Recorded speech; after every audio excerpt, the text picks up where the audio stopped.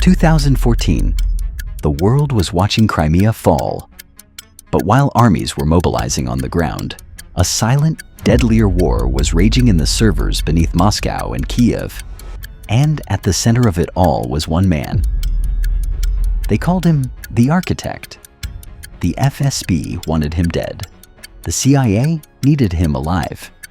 And for 4 years, Alexander Kovalenko played the most dangerous game of cat and mouse in intelligence history. He stole the Kremlin's deepest secrets, and he did it while they were hunting him down. To understand the escape, you have to understand the trap. Kiev, 2010. Alexander Kovalenko wasn't a soldier. He was a ghost. A 24-year-old self-taught coding prodigy who spent his nights in the smoky backrooms of internet cafes in Podil. Kovalenko wasn't hacking for money. He was hacking for sport. He found backdoors in systems that were supposed to be impenetrable. Russian energy grids, military logistics servers, private FSB communication channels.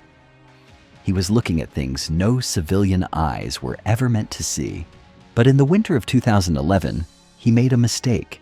He didn't cover his tracks well enough after poking around a secure server belonging to the Russian Black Sea Fleet. He saw plans, early drafts of an invasion that wouldn't happen for 3 more years. And just like that, he was on the radar. This is where the story turns into a nightmare. Kovalenko didn't just run. He went to work. For the next 3 years, he became a digital nomad, a moving target. He lived in Kharkiv, Dnipro, Odessa, never staying in one apartment for more than 3 weeks.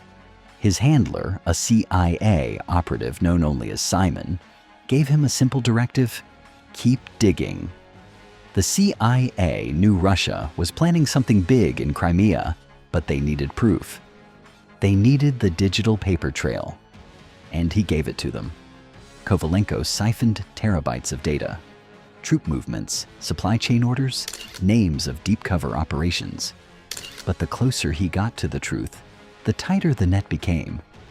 The FSB's elite cyber unit, Center 18, was tracking his digital footprint. They weren't trying to arrest him anymore. They were authorized to liquidate. January 2013, Odessa.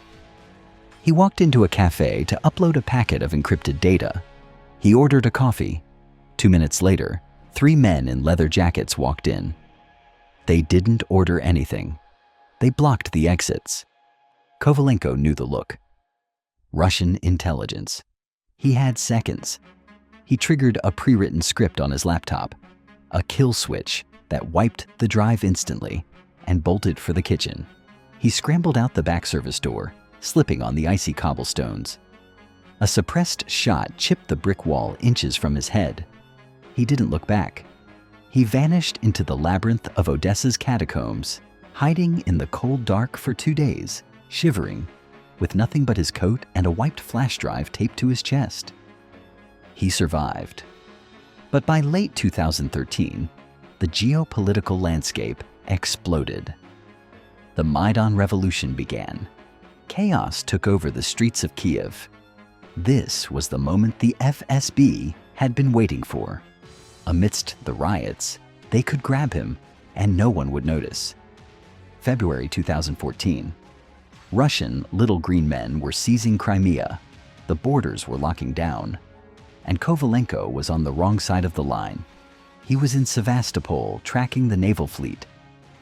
He was trapped. The CIA had to pull him out. If the Russians caught him now, he'd be tortured for the names of every American contact in Eastern Europe. The extraction plan was insane. They couldn't fly him out. The airspace was closed. They couldn't drive him out.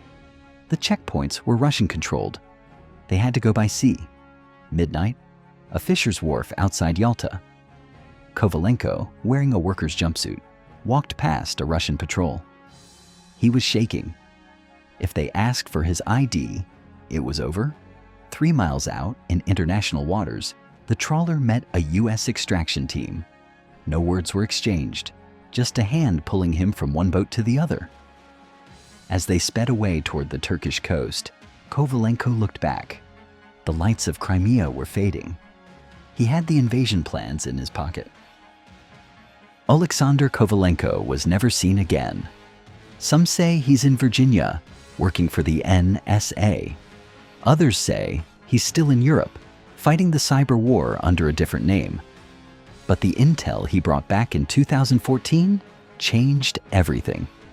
It gave the West a head start on a war that is still being fought today. In the world of spies, the loudest victories are the ones you never hear about, and the greatest heroes are the ones who disappear.